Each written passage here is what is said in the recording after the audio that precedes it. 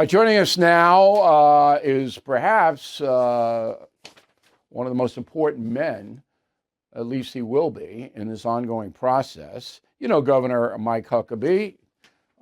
He served Arkansas in that role for 11 years. He has been named or nominated the U.S. ambassador to Israel by Donald Trump.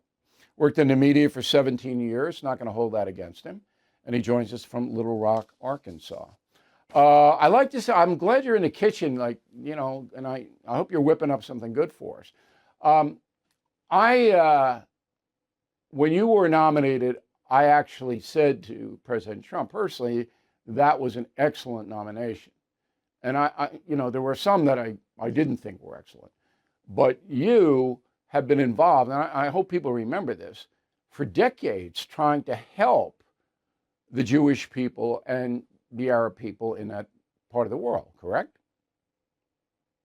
Bill, I've been going to Israel since 1973.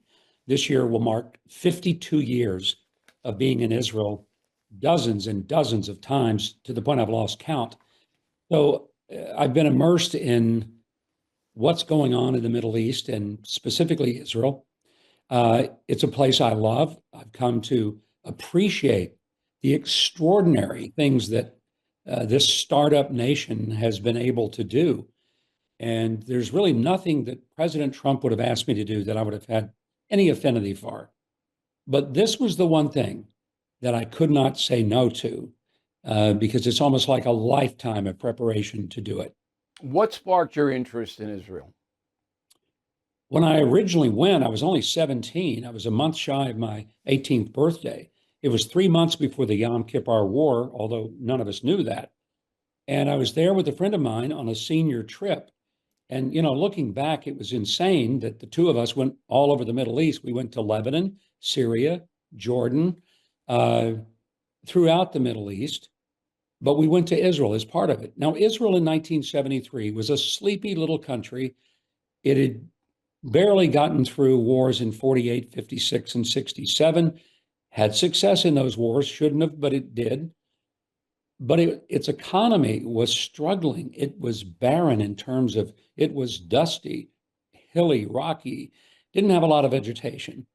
What I have seen over my own trips there over 52 years, I've seen the desert bloom and I've seen the dry bones come to life.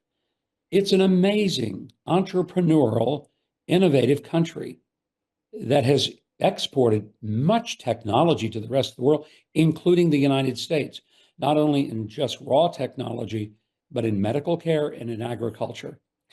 But all of that aside, it's a space where this tiny little sliver of land, the size of New Jersey, is the most contested piece of real estate on the planet.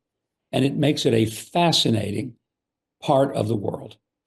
Do you have an empathy because you're a Christian, and the evangelical Christian movement has an empathy with the Jewish people in Israel. Is that part of this equation? Well, it's a personal part. I mean, certainly the role of an ambassador is not to go as a religious or spiritual guide, but it certainly is a part of who I am. And it gives me some parameters of understanding the bigger picture of it, that Israel has been in this land for 3,500 years, that Jerusalem is the indigenous, forever, and unique capital for the Jewish people. I had a Jewish friend from New York ask me one time, we were in Israel together, and he said, why is it that evangelical Christians are so supportive of the Jewish people and of Israel? And I said, it's quite frankly pretty easy. I said, you can be Jewish and have nothing whatsoever to do with Christians, but I can't be a Christian and not have everything to do with the Jewish people, the Jewish faith, the scriptures. Everything I believe is built on the foundation of that. So for me, and most evangelicals would say the same thing, we're people of the book.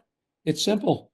So if you read in Genesis that God blesses those who bless Israel and curse those who curse Israel, this gets pretty easy. Okay. Now, when you get over, and you'll be confirmed easily in the Senate, when you get over there, your job is not to make policy. I'm sure that President Trump will consult with you, but your job is exactly what? How do you see it? It is to carry out the policy of the president. As I shared with the president, there's only one person who got elected November the 5th, and his name was Donald J. Trump. So he gets to set the table and pick the menu. Those of us who serve as an ambassador to any country, we don't go with our own agenda. We don't get to go and say, here's what I'm going to do. We find out what the president's policy is, and we carry that to the country where we've been assigned to represent. So, will I get a chance to visit with President Trump about that policy? Of course. But it ultimately is his decision what that policy is going to be. Now, that could put you up against Netanyahu and the Israeli government, because we're not simpatico 100% with Israel. Are you ready to stare down Bibi if you have to? Well, it's not so much that I would stare him down. It's more that I would represent the United States and But he's not going to like that. You're going to get yelled at. Oh, that's okay. That's right. I was governor 11 years. I got yelled at a lot. So this will not be something new for me. I will feel right at home. Do you anticipate an improvement over there? Because you're walking into the most difficult ambassador job, with the possible exception of Moscow, on the planet. Beijing is testy too, but you're walking into bullets are flying. All right, and Yeah. You are going to be in jeopardy yourself. You're going to have to watch it. You know that.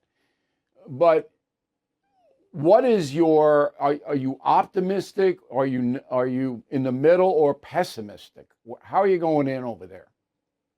I'm very optimistic, but I'm also very realistic, Bill. I don't have any illusions that there's going to be some two-state solution where you have some people who hate Israel, who want to see it totally annihilated, who are going to move next door, set up a shadow government, and everything's going to be just lovely. That's not going to happen.